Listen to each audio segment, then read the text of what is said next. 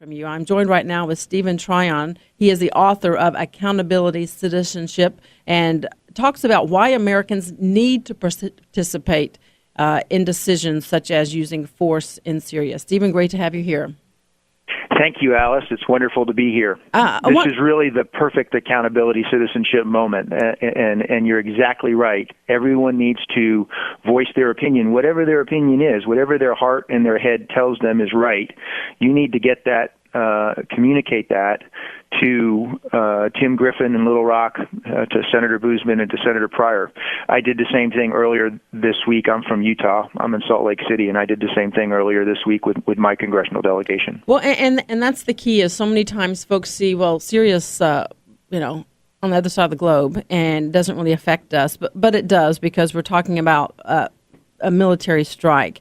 And the key is, first of all, people say, what does this mean to me? And I want to ask you that first. We'll get into the accountability and what people can do in just a moment. But what does this mean, this situation in Syria? What does that mean, and why should people be concerned about our involvement in the region? Well, Alice, I was a soldier for 21 years, and I'm very proud of the U.S. military. We've always stood on the side of those who need help and stood up against bullies. And in this case, you've got a bully over there who's done something that he shouldn't have done, a horrible crime against humanity to use the chemicals against his own people. Just as a frame of reference, whenever somebody is subjected to that kind of brutality, that affects all of us, and we should always respond. Now, I personally don't believe we need to respond with direct military force in this case.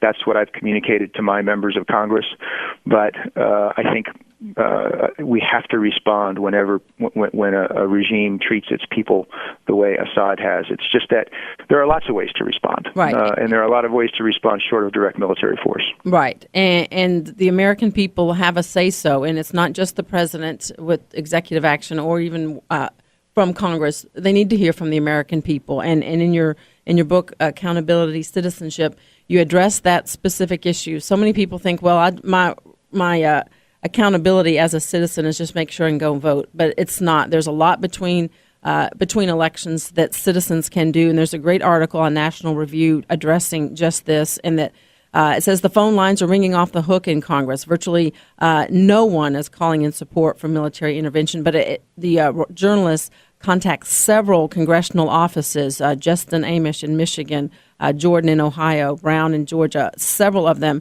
hundreds of people calling and emailing, voicing their concerns and their support or lack of support on this issue. And Stephen, you say that's what we should do. This is, as you say, the perfect time to call, email, Facebook, tweet, anything you can. Go to the office to let your elected officials know where you stand.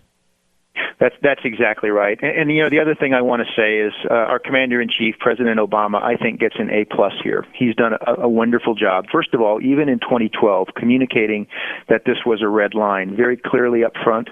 That's good statesmanship. It's good leadership. And I wouldn't have had him do anything other than what he's done since the use of chemical weapons, since Syria used chemical weapons. I mean, some would argue, well, he should have responded sooner, he should have responded quicker. But, I don't want somebody in charge of our military who responds hastily. We don't have to. We're too powerful of a country. We don't have to respond hastily. And we can choose, the true measure of power is that we can choose how and when and where we respond. And we're the most powerful nation on earth. And we've got the greatest military on earth. And I've got a great deal of faith in it. But we should be proud of President Obama. He's shown great leadership, and I'm very proud of the bipartisan response in Congress right now. I mean, people are pulling together. They realize that this is a serious moment, and they're exercising good leadership. And sometimes people watch the news or read the articles in the paper and they feel helpless. But there is something they can do, and that is to speak their mind. What are some simple ways that Americans can connect with their representatives? So many people inside the bubble or inside baseball do it every day, and they get it, and they know exactly who to call, what to do. But there are a lot of folks listening that have never done it before. What should they do, and how do they go about starting that? Well, Congress.gov is a great website, www.congress.gov, and you can go up and you can search for Tim Griffin and get to his website, and he'll have a contact me page. You can search for John Boozman. You can search for Mark Pryor. And in Little Rock, those are your 3 points of contact, your representative and your 2 senators. So you can go there. You can also go to Project VoteSmart, votesmart.org. I recommend that to everybody. It's nonpartisan. It's a wonderful source of information on our government. That's the way that you can reach. And, you should remember that this is a marathon. It's not the republic of me. It's not the republic of you. It's the republic of all of us. And we should engage on these issues. It's important, but we shouldn't get discouraged if we don't get our way on every issue. Right, and that's important. And both of those sites are great to go to get your voice out. And as you said, specifically, VoteSmart is a nonpartisan, and so you're not going to get inundated with one side or the other. It's a great resource to go to. And one thing that what we see in a situation like this is that people get very emotional and they get engaged, which I think is a great thing when people are engaged. But something like this, we're seeing that voter apathy is on the rise.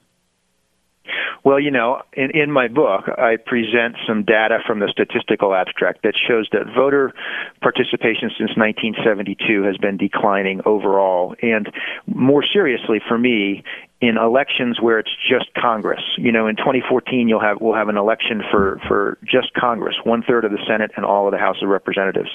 And the participation in those elections is actually averaging 17% less than when we have a presidential election. And I think that's a function of the way we distribute and market information. We make a big deal about everything the president does. He's sort of one point of contact, but we forget that 51% of the words in the Constitution are about Congress. Article 1 of the Constitution is about Congress. Congress was how our founders envisioned us communicating with and influencing our government. And that's where we need to establish our connection or reestablish our connection is our delegation in Congress. And we need to hold them accountable. Right. In 2014, we will have the power, the American people will have the power to replace 87% of Congress in November of 2014. If everyone voted against incumbents, we would replace 87% of Congress. And that's a tremendous amount of power. It speaks to the strength of our Constitution and the strength of our government. Nobody has any reason to be frustrated, I don't think, in our country, as long as we all participate and use the tools that we've been given. Absolutely. And don't think for one moment that those members of Congress don't read your emails and don't hear about your calls and your letters. They have people and they get it, and they do. They do make decisions based on the consensus of their constituents, and it is important. So I encourage people to do exactly what you said, to let their voices be heard. And you can find out more about this. You can go to accountabilitycitizenship.org for more information on this. And Stephen Tryon, author of the book, Accountability Citizenship, great information, and I really appreciate your time this morning. Good insight and good information. Stephen, thank you. Alice, thanks for having me on. Go Razorbacks. Yes, no doubt. No doubt. Thank you so much for your time. Have a great day.